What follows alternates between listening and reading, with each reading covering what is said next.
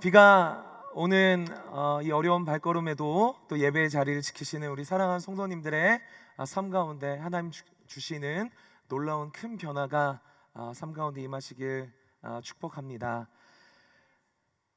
변화라고 하는 단어에 가장 민감하게 반응할 수 있는 것이 무엇이냐면 우리 모두가 가지고 있고 또한 가지길 원하고 변화가 될 때마다 그때그때에 맞춰서 우리의 삶에 변화를 주기 원하는 그런 제품들이 있는데요. 그게 무엇이냐면 하나가 휴대폰이고 또 하나가 자동차일 것입니다. 휴대폰이나 자동차를 사고자 하는, 구매하고자 하는 우리 소비자가 생각하는 생각이나 문화나 생활 습성이나 이런 변화에 가장 민감하는 반응하는 두 제품이 바로 휴대폰과 자동차인 것입니다. 특별히 영국의 에보라고 하는 이 자동차 월간지에서 한 회사의 차를 홍보하기 위해서 사용한 타이틀이 있는데요. 그 타이틀이 무엇이냐면 완벽한 변화는 과연 완벽한 진화일까라고 하는 타이틀이었습니다. 자동차에게 있어서 완벽한 변화는 바로 그때그때 사람들이 필요로 하는, 불필요로 하는 것을 해소시켜주는 정도의 변화가 아니라 이 변화로 인하여 일상의 만족감을 주는 것, 그것이 바로 이 차다, 이렇게 광고를 하는 문구를 보았습니다. 여러분, 그래서 이야기하고 있는 것이 무엇일까요? 이 많은 차들이 새롭게 계속 나오는데 이 차들을 홍보하기 위해서 이 문구에서 차별을 둔 것은 바로 소비자들의 필요한 점이었다라는 겁니다. 보통 새로운 차가 나오면 이 고급스러운 디자인, 그리고 그 디자인이 자신의 품격을 높여준다라고 하는 이런 의미에서 홍보를 많이들 합니다. 또한 연비가 어떻고 내구성이 어떻고 겉으로 보여주는 보통 새로운 신차의 홍보 주안점이 바로 여기에 해당되는 것이죠. 그러나 어떤 한 회사가 나온 이 자동차를 홍보하기 위해서 편리함의 수준을 넘어서 어떠한 변화를 지적해야겠다라고 생각을 하고 이 광고를 만든 것입니다. 그것이 무엇이냐면 자동차가 있어야 할 이유에 대해서 이야기하는 것입니다. 그것은 바로 이 자동차가 사람을 변화시켜 주는 것이 아니라 이 자동차가 사람들에게 있어야 할 본질을 짚은 문구라고 할 수 있는 것이죠. 저와 여러분도 우리가 삶을 살아갈 때 우리의 삶이 썩 만족스럽지 않을 때가 있을 겁니다. 그래서 변화를 원할 때가 있는 거죠. 그래서 우리는 이런 생각을 늘 하곤 합니다. 돈만 있으면 내 삶이 좀 변할 텐데, 안정적인 직장만 있다면 내 삶이 변하게 될 텐데, 내가 결혼만 하면 내 삶이 변할 텐데, 어떤 우리의 삶이 내가 원하는 필요들이 다 있습니다. 그래서 그 필요들이 채워진다면 내 삶은 분명히 변화될 것이라고 우리들은 생각합니다. 그럼 내 삶의 이 어디가 변해야 내 삶의 온전한 변화가 이루어질 것인가? 이 대답에, 이 질문에 대해 대답하는 사람은 그렇게 많지 않습니다. 오늘 본문 이 바디메오가요, 이전 같지 않는 변화된 인생의 사건을 보여주고 있습니다. 그러면 바디메오는 어떻게 자신의 인생이 완전히 뒤바뀔 수 있었는가? 또 하나의 예를 제가 이야기하길 원하는데요. 진화론의 창시자인 찰스 다윈이 얽혀있는 재밌는 일화가 있습니다.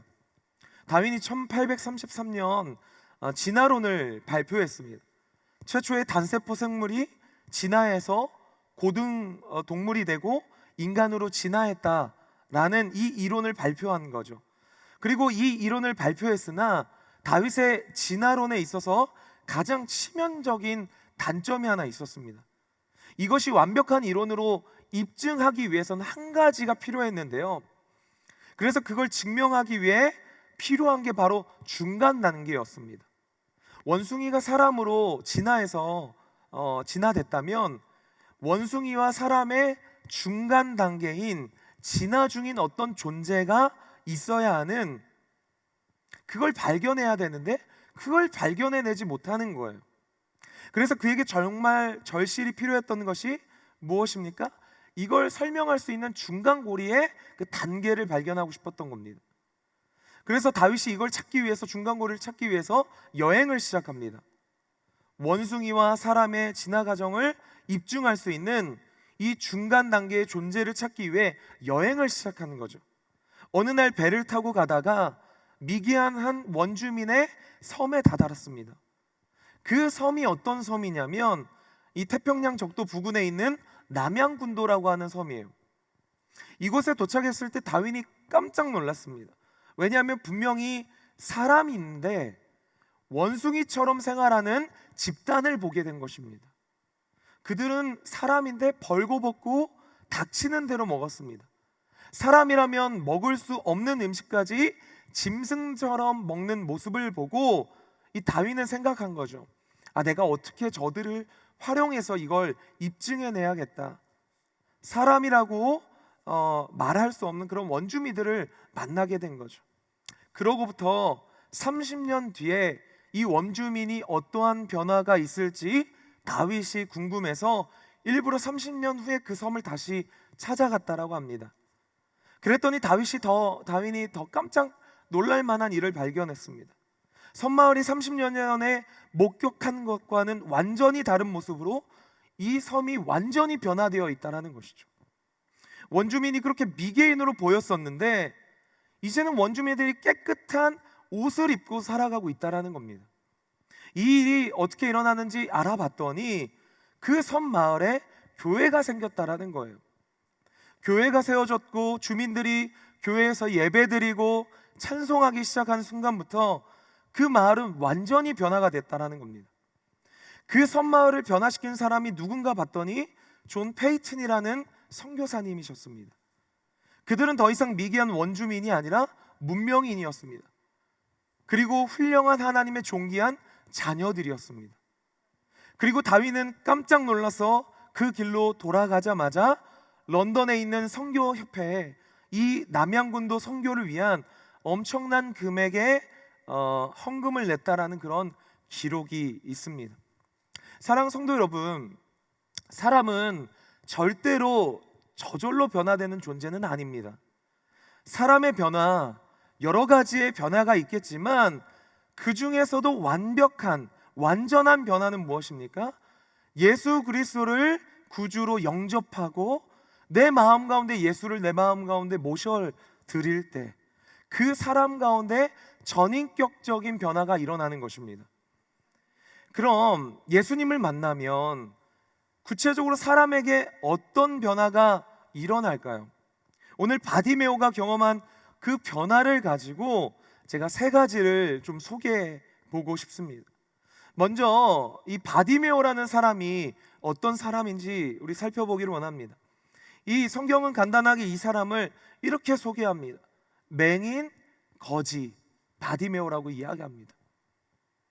여러분, 맹인이라는 건요, 우리가 잘 알다시피 앞을 못 보는 굉장히 심각한 결정적인 장애를 갖고 있다는 거예요. 여러분, 어른들 말에 몸이 열량이면 내 몸을 열량에 판다라고 한다면 눈이 9냥이다라고 말합니다. 눈이 그만큼 소중하다라는 거예요. 근데 바디메오가 어떤 사람이냐? 가장 심각한 결격 사유를 갖고 있어요. 결함이 있어요. 그 사람이 바로 바디메오였습니다. 뿐만 아니라 이 사람이 어떤 사람이었습니까? 거지였습니다.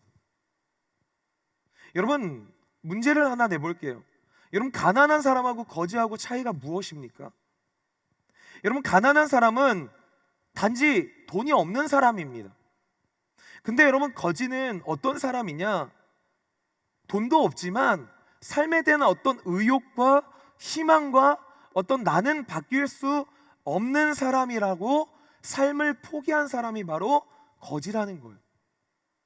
그러니까 이 바디메오라는 사람은 어떤 사람이냐면 굉장히 심각한 문제가 있을 뿐만 아니라 그걸 바꿀 만한 어떤 의욕과 힘도 없는, 한마디로 자포자기한 사람이었다라는 거예요. 그런데 여러분, 이 사람이 오늘 지금 누구를 만납니까? 예수님을 만납니다. 그리고 이 사람이 어떻게 되냐? 맹인이었고 앞을 못 보던 이 사람이 눈을 뜨게 될 뿐만 아니라 삶의 의욕도 없고 변화될 어떤 모든 것도 잃어버린 이 사람이, 그래서 주저앉아 구걸하던 이 바디메오가 뛰어 일어나 예수님을 따르는 삶으로 변화되었다라는 것이 이게 오늘 본문의 스토리입니다. 여러분, 어떤 게 된 것일까요? 성경은 바디메오가 완전히 변화된 삶을 살겠다라고 말하고 있습니다. 여러분, 살면서 여러분 이런 생각할 수 있습니다. 우리도 내 인생은, 내 가정은 이 총체적 난국이야, 끝났어, 안 된다라고 생각할 때 여러분 그럴 수 있을 것 같아요. 그러나 여러분 하나 절대 잊지 마시기 바랍니다. 예수님은요, 여러분의 어떤 한 부분을 변화시키는 분이 아니라 여러분의 인생 전체를 변화시킬 수 있는 분임을 여러분 믿으시길 바랍니다. 그러면 이 바디메오가 경험한 예수님을 만나면 일어나는 구체적인 변화가 무엇입니까? 첫 번째는 바로 이것입니다. 예수님을 만나면 자신의 약함 때문에 절망하지 않게 된다라는 것입니다. 여러분, 예수님을 믿으면 우리의 삶 가운데 결코 우리의 약함, 우리의 초라함 때문에 절망할 수 없다라는 거예요. 오늘 말씀을 보면요, 이 여리고라는 도시에 이제 바디메오라는 사람이 있습니다. 이 사람은 성문 옆에서 구걸하던 그런 사람이에요.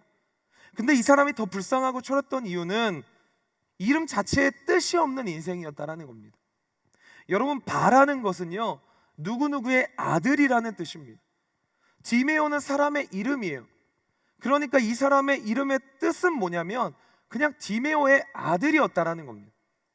여러분, 이름을, 우리가 자녀들의 이름을 지을 때 보통 기대감을 갖고 짓잖아요. 너가 이 이름을 갖고 이 이름처럼 너가 살아갔으면 좋겠다. 기대감이 담겨 있는 거예요. 앞날에 축복이 담겨 있는 겁니다. 그런데 바디메오가 어떤 사람이었는가? 부모가 봐도 얘는 기대할 것이 하나도 없는 인생이었던 것 같아요. 앞날도 보이지 않고 깜깜하고 뿐만 아니라 맹인이고 거지였다라고 이야기합니다. 당시의 사람들은 맹인이든지 거지든지 둘 중 하나만 해당돼도 그 인생은 살 가치가 없는 인생이라고 치부하던 시대였어요.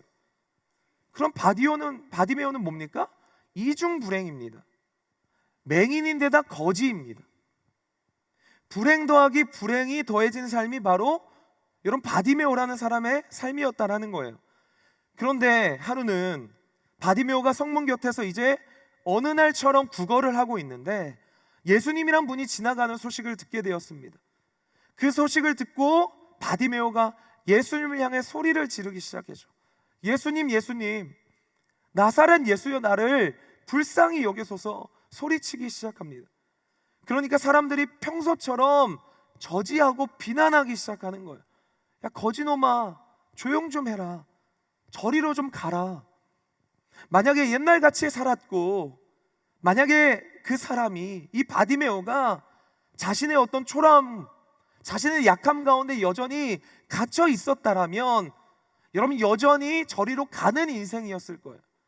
여전히 그 사람들의 말처럼 그래, 나는 초라한 인생이고 약한 인생이야, 잠잠했을 겁니다.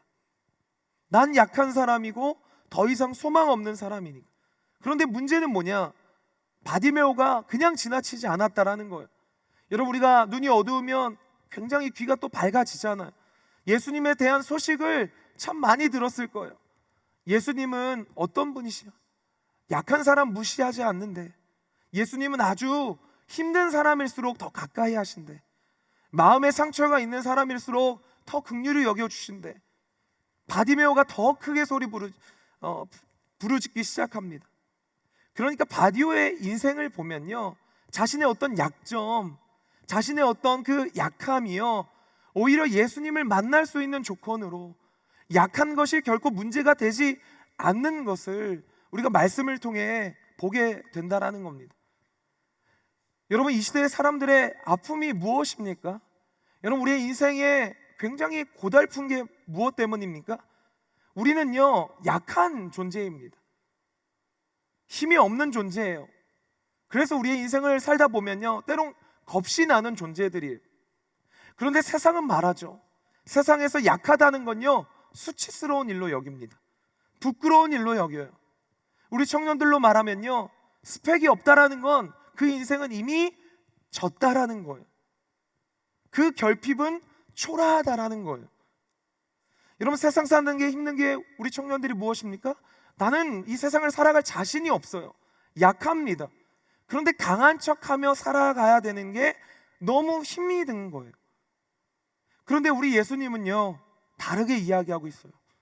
너가 질 수 없는 짐 겨우 질질 끌면서 살아라, 그렇게 얘기하지 않고 예수님은 오늘 이사야 42장 3절에서 이렇게 우리 가운데 말씀하십니다. 우리 한번 같이 한번 읽겠습니다. 시작. 상한 갈대를 꺾지 아니하며 꺼져가는 등불을 끄지 아니하고 진리로 공의를 베풀 것이며. 여러분, 우리 예수님이 이런 분이세요. 우리가 믿는 예수님은요, 상한 갈대를 꺾지 않는 분입니다. 여러분, 세상으로 말하면 상한 갈대는요, 쓸모없는 가치는 꺾어버리는 거예요. 꺼져가는 등불, 흔들리는 인생 있으면요, 그거 꺼버리는 게 세상의 이치 아닙니까? 등급별로, 스펙별로, 어떤 결과물로 그 인생을 그냥 꺼버리는, 그게 세상이라고요. 그런데 예수님 뭐라고 얘기하십니까? 난 상한 갈대를 꺾지 않는다라고 이야기합니다. 꺼져가는 등불을 끄지 않는다라고 이야기합니다. 여러분, 제가 직접적으로 만났던 수많은 청년들 중에서요, 문제가 없는 청년은 한 명도 없습니다. 청년들이 밝고 웃음이 있고 친절하고 성격이 좋고, 여러분, 서글서글 할수록 그 청년 마음 안에 더 깊은 상처가 있는 거예요. 여러분, 성격이 밝을수록, 성격이 외향적일수록 누구한테도 말하지 못한 그걸 들키지 않기 위해서 때로는 더 괜찮은 척, 아무렇지 않은 척 그렇게 지내는 청년들이 있단 말입니다. 그래서 만나면 물어봅니다. 야, 잘 지내니? 목사님 괜찮아요. 저 너무 잘 지내요. 아무 문제 없어요. 그러다 밥을 먹고 늦은 시간까지 같이 걷다 이야기를 이제 마무리할 때 한 번 더 물어봅니다. 너 진짜 괜찮은 거 맞아? 물어보면 청년이 고개를 푹 숙이고 고개를 들지 못합니다. 저 사실 그때부터 자기의 이야기를 꺼내기 시작하는 거예요. 우리 청년들은요, 이 세상 가운데 괜찮은 척 하느라 그럼 굉장히 삶을 힘겹게 살아간다는 거예요. 나는 약한 존재인데 약하게 살지 않으려고 세상이 꺾어버리니까. 그러나 예수님은 우리에게 말씀하시죠. 너의 모습 있는 그대로 충분하다라고 우리 예수님은 말씀하신다라는 거예요. 사랑하는 성도 여러분, 우리가 이것이 바로 예수님 앞에 언제든 있는 모습 그대로 나아갈 수 있는, 우리가 약함이 있음에도 언제든 예수님께 나아갈 수 있는 이유라는 것입니다.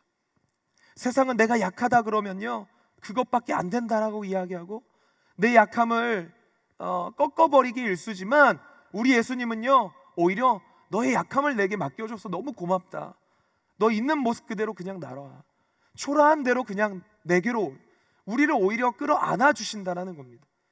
그래서 오늘 저는 이 예배 가운데 우리 참석한 우리 성도님들이요, 때로는 강한 척하지 않고 살아갔으면 좋겠습니다.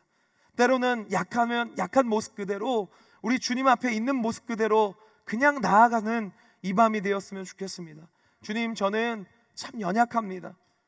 저는 또 가장으로서의 무게감이 상당합니다. 주님, 세상이 버겁습니다. 그래서 두렵습니다. 그때 예수님 우리에게 말씀하실 거예요. 있는 모습 그대로 나와라. 약한 모습 그대로 나와라. 너의 약함을 내가 받아주겠다.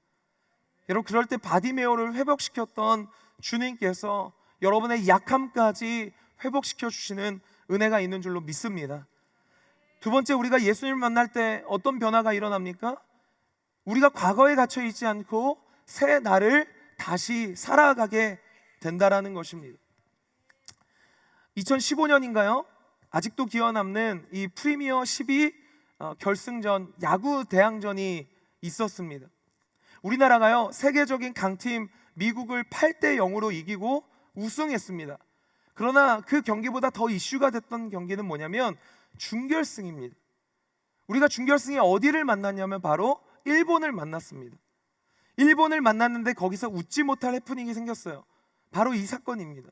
이 스포츠 서울이라는 좀 낡은 이제 신문인데요. 거기에 뭐라고 찍혔는지 보세요, 여러분. 삼중고에 무너진 대한민국. 그러면서 3대 0으로 졌다고 신문을 발행해 버렸습니다. 그런데 문제는 뭐냐면 대한민국이요 9회에 3대 0으로 지고 있었는데 저 신문을 8회에 찍은 거예요. 이 경기 사람들이 끝났다라고 생각할 그때 여러분 9회에 대한민국이 4점을 내서 일본을 이겼다라는 거예요. 근데 웃긴 해프닝이 무엇입니까? 여러분 8회까지 딱 보고 경기가 이길 가능성이 이제 안 보이는 거예요. 그래서 그냥 찍어낸 겁니다. 나중에 이 신문이 발견된 다음에 홈페이지뿐만 아니라 오프라인에서 공개 사과를 하기 시작했습니다. 그런데 여러분 가만히 이 신문사가 저걸 찍어냈던 이유가 뭐냐, 나중에 알고 보니까요, 신문사 직원들이 보니까 도저히 이 경기가 뒤집히지 않을 것 같다라는 거예요. 그냥 끌려온 대로 끌려갈 것 같다라는 겁니다. 그리고 이제 신문이 마감 시한도 이제 얼마 남지 않아서 전국에 다 뿌릴 거 생각하면 8회쯤 보니까 이쯤이면 빨리 찍어내서 뿌려야겠다 생각한 거예요. 근데 여러분 9회에 4점을 내서 역전한 거 아니겠습니까? 성도 여러분, 우리의 인생도요 저는 이렇다라고 봅니다.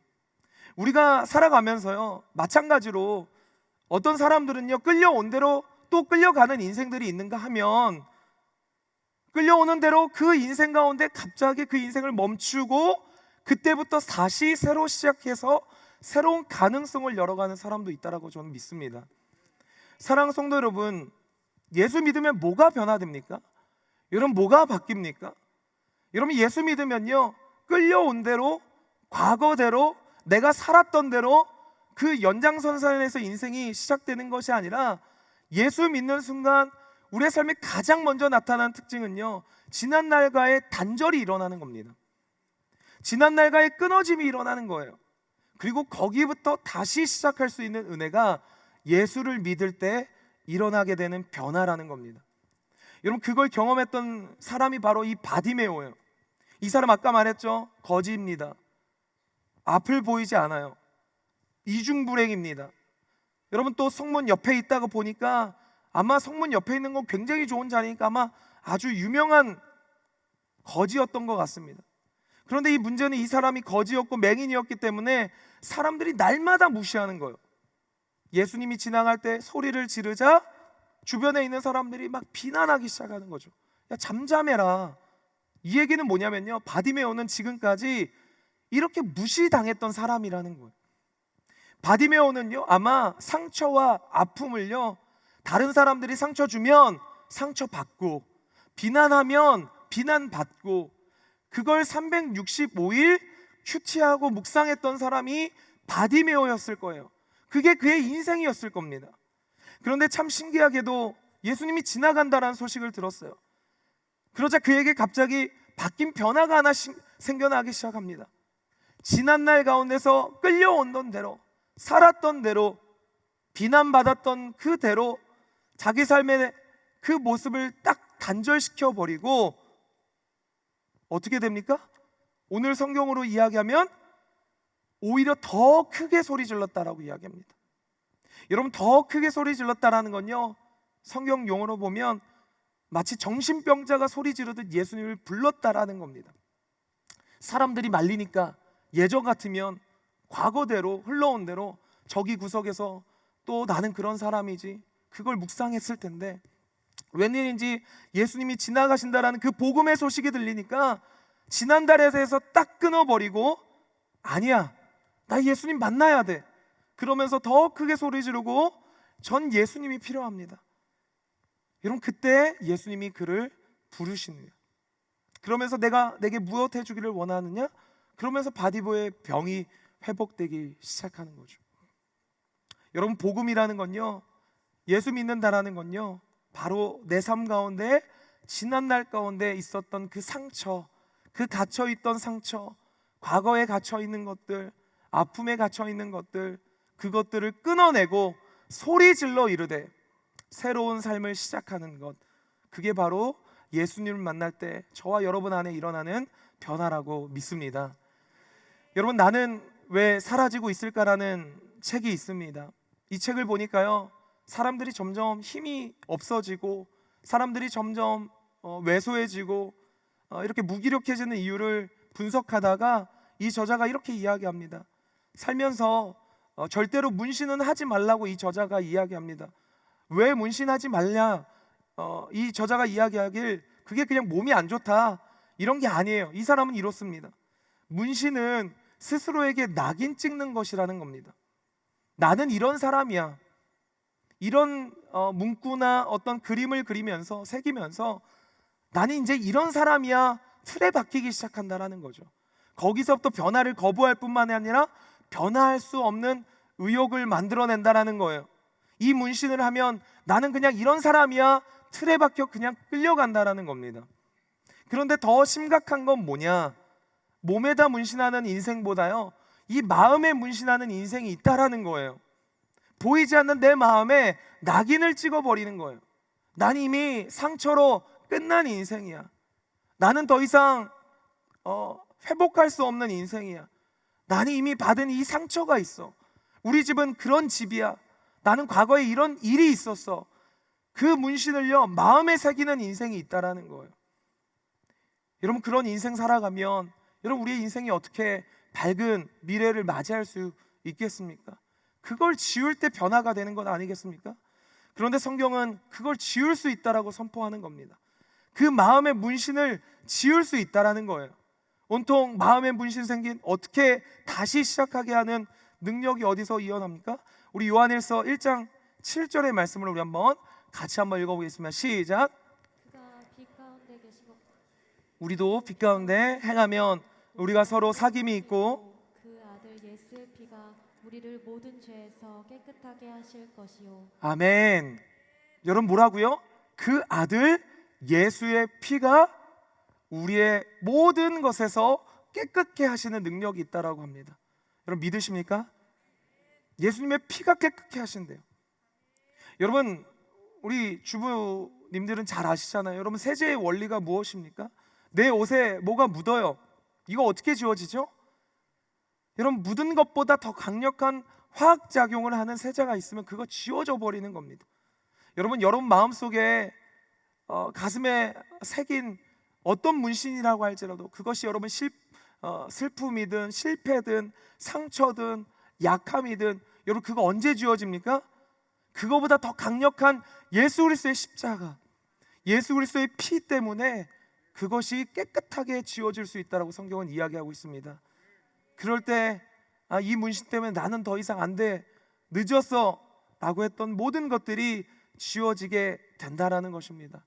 사랑하는 성도 여러분, 그리스도인의 가장 큰 특권은요, 고난이 없는 게 아닙니다. 고난으로부터 배제되는 인생도 아니에요. 예수 믿는 사람들의 가장 큰 특권은 고난이 왔어요. 아까 야구로 말하면 8회 말쯤 온 겁니다. 끝났어요. 마치 뒤집을지 못할 것 같습니다. 그러나 예수 믿는 사람의 특권이 무엇입니까? 그럼에도 그걸 단절하고 구회를 뛸 수 있는 것, 구회에서 뒤집을 수 있는 인생이 되는 것, 여러분, 그게 예수 믿는 자의 능력이고 변화인 줄 믿습니다. 우리 마지막으로 우리가 예수를 만날 때 어떤 변화가 있는지 살펴보면요, 마지막으로 바른 목적을 우리가 소유하게 된다라는 겁니다. 여러분, 미국 등산 브랜드 중에 파타고니아라는 회사가 있습니다. 이 회사는 뭐 잘 알려진 우리에게 회사는 아니지만 이 회사의 슬로건이 두 개가 있습니다. 하나는 우리 자켓 사지 마세요라는 슬로건입니다. 여러분, 왜 사지 말라고 이 기업이 할까요? 여러분, 이 기업이 이상한 프로젝트를 진행합니다. 이렇습니다. 우리 회사 점퍼를 만드는 동안 125리터의 물이 소모가 되고 상당량의 이산화탄소가 발생됐습니다. 자연을 훼손시키는 패딩입니다. 그러나 꼭 구입하셔야 한다면 저희 제품은 하나하나 정성 들여 만들었기 때문에 어느 회사보다 오래 입으실 거라 확신합니다. 단 사지 마세요. 여러분, 특이하지 않습니까? 여러분, 이 회사가 여러분 망했을까요? 아니요, 망하지 않았습니다. 여러분, 이 회사의 브랜드는요, 충성도가 최고일 정도로 많은 사람들이 이 옷을 애용합니다. 다른 회사들은요, 어떻게든 옷을 팔아먹으려고 어떻게든 과대광고하고 그렇지만 이 기업의 고민은 무엇이냐? 어떻게 하면 우리 고객들이 돈을 안 쓸까? 어떻게 하면 우리 고객들이 평생 옷을 입을 수 있을까? 그러면서 이 회사가 했던 게 또 평생 옷 브랜드 이 보장 제도라고 해서요, 평생 옷을 고쳐주는 또 프로젝트를 진행하고 있다라고 합니다. 여러분, 착한 기업 아닙니까? 여러분, 예수를 믿으면요 착한 사람이 되는 것입니다. 여러분, 우리가 예수를 믿게 된다라는 건요, 그동안은 엇나간 어떤 목적과 또 내 유익을 위해 살았을지 모르지만 예수를 만나면 달라지는 겁니다. 더 나은 가치, 더 나은 바른 목적을 향해서 달려가게 되는 거예요. 오늘 바디메오가 그렇습니다. 예수님께 나아가요. 내가 내게 뭘 해주길 원하냐? 이 바디메오가 보길 원합니다, 주님. 그래서 오늘 성경이 그렇게 끝나면 끝날 것 같은데, 여러분, 오늘 성경이 거기서 끝나지 않습니다. 오늘 말씀을 보면 딱 두 가지의 모습이 나옵니다. 하나는 바디메오에는 예전에 어떤 인생이었습니까? 머물러 있는 인생이었습니다. 성문 곁에 그냥 구걸하며 그 자리에 끝까지 머물러 있는 인생이었어요. 여러분, 머물러 있는 사람의 특징이 뭔지 아십니까? 더 편한 곳으로, 더 넓은, 머무를 수 있는 곳을 찾아 고민하며 가는 거예요. 어디로 가면 내가 좀 더 편한 데로 갈 수 있을까? 좀 더 넓은 데로 갈 수 있을까? 머무르기 위해서 끊임없이 고민하는 거예요. 그러나 그 자리에 찾아오는 건 반드시 공허함일 것입니다. 여러분, 우리가 머무를 수 있는 장소는 없다라는 거예요. 그런데 이 사람이 예수님 만난 다음에 머무는 인생이 아니라 52절을 이렇게 결론 짓습니다. 우리 52절 마지막으로 같이 읽어보겠습니다. 52절 우리 한번 같이 읽겠습니다. 시작. 예수께서 이르시되 가라, 내 믿음이 너를 구원하였느니라 하시니 그가 곧 보게 되어 예수를 길에서 따르니라. 아멘. 여러분, 바디메오가 머무르는 인생이었는데요, 이제는요 어떻게 합니까? 길에서 예수를 따르는 인생으로 그의 인생이 바뀌었다라는 것입니다. 사랑하는 성도 여러분, 예수를 만난 우리의 인생은요 머무름의 인생이 아니라 예수를 따라가는 인생입니다. 예수님의 모습을 따라 그 정체성을 갖고 살아가는 게 저와 여러분의 인생이라는 겁니다. 그러니까 예수 만나면요 인생의 목적이 반드시 생겨야 됩니다. 나 혼자 잘 먹고 잘 살고 더 높은 데 가고 그래서 머무르는 인생이 아니라, 여러분, 우리 흔히 얘기하잖아요. 은혜 받아서 남 주고 공부해서 또 남에게 주는, 어떤 사람은요 혼자 잘 벌어서 1000명의 분을 독식하는 사람이 있는가 하면, 예수 믿는 사람은 1000명을 먹일 수 있는 사람이 되는 겁니다. 그게 바로 예수를 믿는 사람의 특징인 겁니다. 말씀을 맺도록 하겠습니다. 사랑하는 성도 여러분, 우리가 예수를 만난 인생이라면요 적어도 이런 변화들이 우리 안에 있어야 할 것입니다. 그리고 마지막으로 우리는 머무르는 인생이 아니라 예수를 따르는 인생이 돼서 더 낮은 곳으로, 더 어려운 영혼들을 위해서 손 내비질 수 있는, 그래서 하나님, 제가 진짜 머무는 사람이 아니라 예수님을 따르는 사람이 돼서 내가 가는 곳곳마다 그곳을 나도 변화받지만 그곳을 변화시킬 수 있는, 회복시킬 수 있는 그런 기대감을 가진 인생이 되길 원합니다. 이 꿈을 갖고 우리 한 달간 새생명 축제를 나아가는 우리 사랑하는 성도 여러분 한 분 한 분 되시길 주님의 이름으로 간절히 축원드립니다.